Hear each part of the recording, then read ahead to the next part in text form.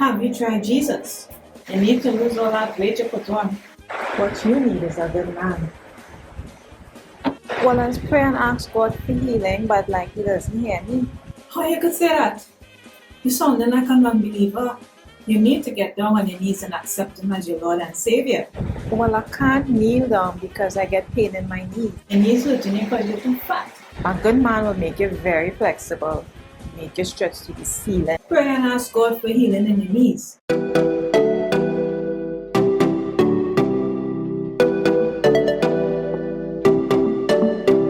Hello chronic illness warriors, welcome back to my channel. I'm Janine and I make lifestyle videos for Black women living with chronic illnesses like me. So in my last video, we spoke about what fibromyalgia is and the symptoms and causes of fibromyalgia. In this video, we're going to talk about ways to treat fibromyalgia to make life easier on a daily basis for us, because there is no cure for fibromyalgia. So we're going to go through some of the ways that we can treat fibromyalgia to make life more bearable. But before we continue, don't forget to subscribe to my channel and click the notification bell next day so you'll be notified every time I release a new video. So let me start off by saying that even though I've tried all the treatment options that we're going to talk about today, I still haven't found much relief from these treatment options. So if any of you are finding relief using your treatment options and there are options that are not mentioned in this video, please comment below and let me know what it is you are doing that's helping you with your condition. The treatment options we're going to talk about today are specifically for fibromyalgia. If you want coping mechanisms for chronic illnesses in general, click on the card above to see my video on how to cope with chronic illnesses in general. So as I mentioned in my last video, fibromyalgia is a chronic illness with no cure. So treatment mainly involves lifestyle changes, which we're going to discuss now. So the first treatment option is medication. A combination of painkillers, antidepressants, and anti-seizure drugs like Lyrica and Neurontin are used to ease the pain. Nerve tablets are also helpful because, again, fibromyalgia affects your nervous system. So I take Neurobeam, which is a nerve tablet made up of a combination of B12, B6, and some other B.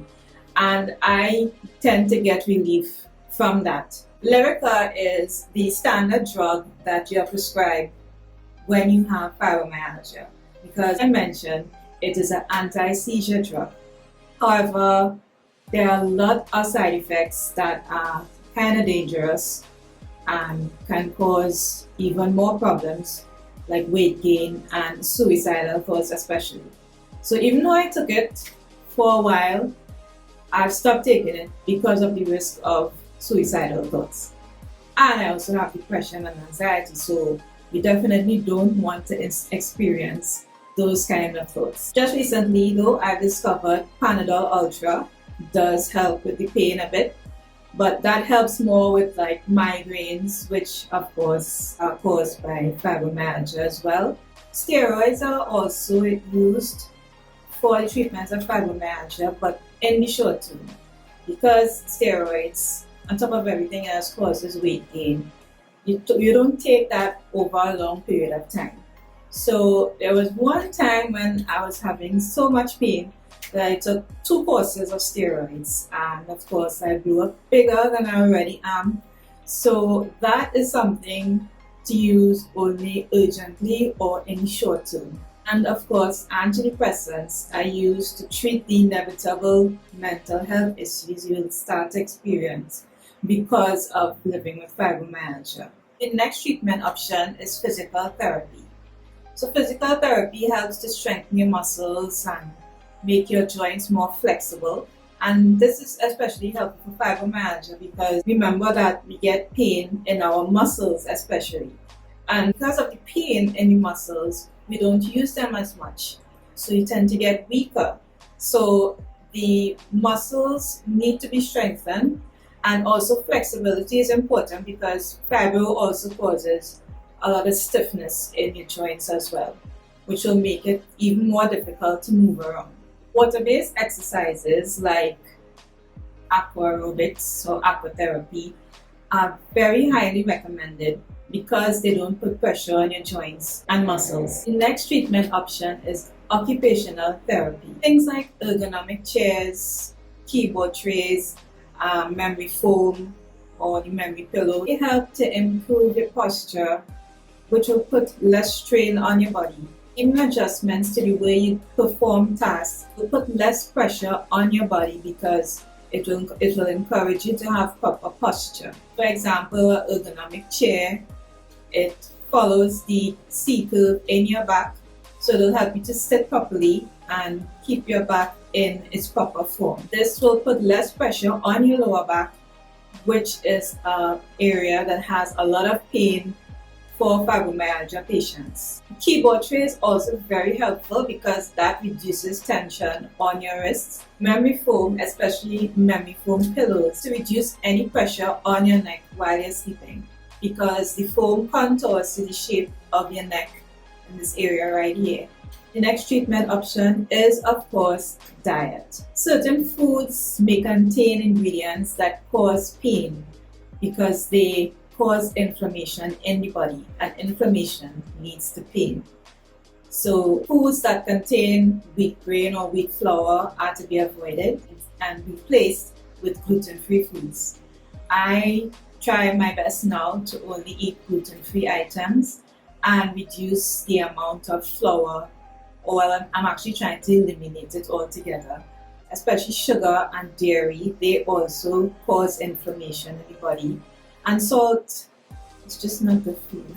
So if you want me to do a separate video about diets for fibromyalgia sufferers, please comment in the comments below diet. And of course, where there's diet, there's exercise. Now I know what you're thinking because I think it every day. How do you expect us to do aerobic exercises and strengthening exercises when we're in so much pain? But doctor you go to will tell you the same thing. You need to exercise. And yes, it is important to exercise because again, it strengthens your muscles and gives you more flexibility in your joints, which will reduce stiffness and pain. But I would not recommend going to a gym and doing a 2-hour workout. I work out using videos from a channel called Cocoline Fitness, and the instructor also suffers from fibromyalgia and Hashimoto's and other chronic illness diseases. So she makes workouts that are practical for us fibromyalgia and chronic pain sufferers, which are like shorter workouts, like you get workouts for like 10 to 15 minutes or longer. And she has rest periods during the workout. So of course, when you go to the gym and you do cardio, you can't stop until the workout is over. But with her exercises, even with cardio, she allows 1-minute rest periods, which will help you to catch yourself. I would recommend you following this channel. I'll leave a link to the channel below in my description. And of course, the inevitable yoga. There are different types of yoga, and unfortunately for us chronic pain warriors, even beginners yoga is difficult for us to do. I learned that the hard way. My doctor advised what I should be doing and what we should be doing is restorative yoga. So unlike the yoga that's done in yoga studios, which focus on core strength and flexibility, restorative yoga focuses on relaxing the body by doing fewer poses and holding them for longer. And it also makes use of props like yoga blocks and pillows to help relax the body into the poses. So restorative yoga is the way to go, especially if you're now starting to work out, because chronic pain always has your body in a state of anxiety. And by doing these slow, gentle poses, restorative yoga will help to calm your body down. I follow a channel called Sleepy Santosha on YouTube, which I'll also leave a link for down below, that has really nice yoga workouts. The instructor on that channel, she also lives with chronic illness, and she's also a certified yoga instructor. The next treatment option that is really helpful is meditation. So I mentioned this in my previous video on how to cope with chronic illnesses. And as I mentioned before, being in pain all the time has you anxious. And not just being in pain all the time, but you're always anticipating or always worrying about if certain tasks will cause pain to come on. So meditation basically relaxes your mind, calms you down, and in turn will reduce the pain because your body is calmer and relaxed. I found out there are many different meditation options. You can do mindfulness, restorative yoga, even contemplative prayer if you prefer to do something more around your religion. There are many cool free apps available to help you meditate. I use Insight Timer, which contains over 22,000 free meditations. I'll leave a link in the description as well for that. There's also an app called Calm, which is also free, that can also be used to help you meditate. And the last treatment option we're going to discuss is talk therapy. Being in constant pain all the time will inevitably lead to depression and anxiety. You may have suffered with depression and anxiety before you were diagnosed with fibromyalgia because, as we discussed in the previous video, emotional stress or trauma can lead to fibromyalgia. And then when you have the fibromyalgia, that could cause even more depression and anxiety. So it's like a vicious cycle. Not to mention the isolation you will feel because you can't do certain things, you can't go certain places, you can't even hang out with your friends like you used to, and it will make you feel lonely and depressed because your life has changed forever. In conjunction with antidepressants, talk therapy needs to be done. Now, I know a lot of us in the Black community don't like to think about seeing a therapist because that'll make us seem weak, crazy, which is a big stigma in the Black community. Talk to your doctor who could recommend a good therapist for you to talk to.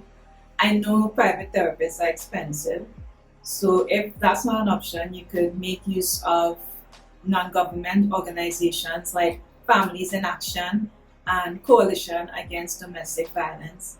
So don't let the names throw you off. That's their primary function, dealing with domestic violence and family issues, but they also provide free counseling services for anything that you want to talk about. And of course, if you don't feel comfortable talking to a stranger, talk to one of your close friends, one who's a good listener and has understanding and compassion to help you cope. I hope this video is helpful, especially for those who suffer with fibromyalgia or any chronic illness or chronic pain. I said before, if there's a treatment option that is working for you that I haven't mentioned here, please comment it in the comments below and like and share this video as well. Share it with anyone that you know who may be struggling right now with chronic illnesses, especially chronic pain. So thank you for watching this video. Thank you for taking the time to watch this video and for following me. And don't forget to give it a thumbs up, and I will see you in the next video.